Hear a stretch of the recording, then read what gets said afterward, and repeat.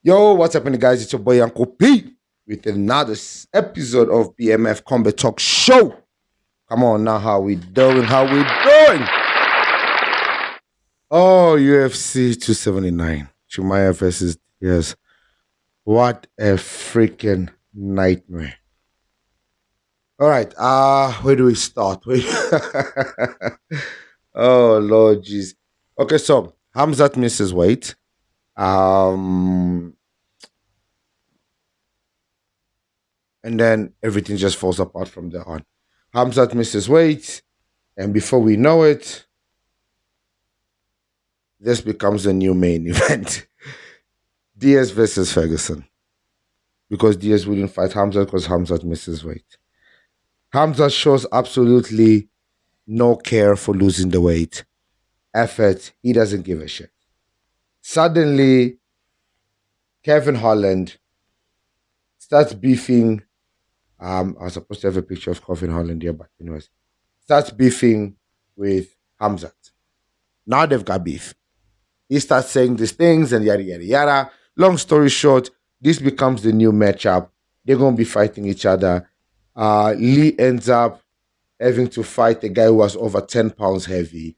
So this becomes a new main event. Never seen before in the history of the UFC. Now, guys, what happened in the UFC happens in South Africa, MMA, every time. So to us, this was not a surprise. We've seen it happen in the EFC where things are changing. I'm not sure in the very same night. We've seen it in the amateur events happen. So this was not a surprise to us.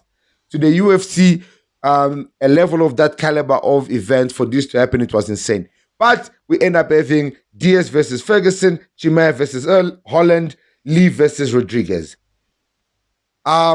Diaz versus Ferguson, honestly, it was a clown show. I expected the fight to go that way. Ferguson needs to retire. Period. Okay. Literally, Diaz left that fight untouched, unscathed. It looked clean. Ferguson has no business fighting anymore. That's my opinion. You guys let me know what you guys think down below in the comments. I personally don't think Ferguson should be fighting anymore. Diaz is out of the UFC. That was his last fight. He's going to go start his own fight promotion. Might be fighting a boxing fight. Jake Paul is making noise that there's a possibility that he might be fighting Diaz. But he's got Anderson Silva to deal with. And I personally don't think Jake Paul is going to beat Anderson Silva. I don't think it's going to happen. So, Hamzat fights Kevin Holland, and that fight ends in the first round via Garth choke. Chokes him out. Kevin Holland doesn't even land a single punch, a single kick, a single nothing. Not even a little smack or anything. He literally loses this fight. All that talk for nothing. Hamzat disappoints a lot of fans that loved him like myself, as you can see from all my tweets from that day, the day before. I didn't even bother waking up for this fight. I woke up normal. I knew DSTV was going to have this fight on catch up. So I watched it on catch up. I watched the three main fights. And yeah, the rest I was like, I'm going to check it out later.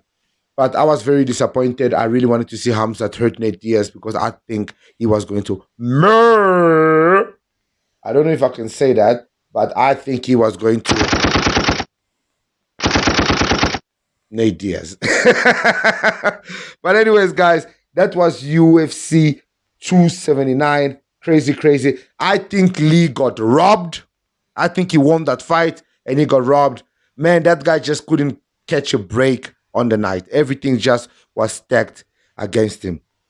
Now, guys, that's it, man. That's UFC. Oh, yeah.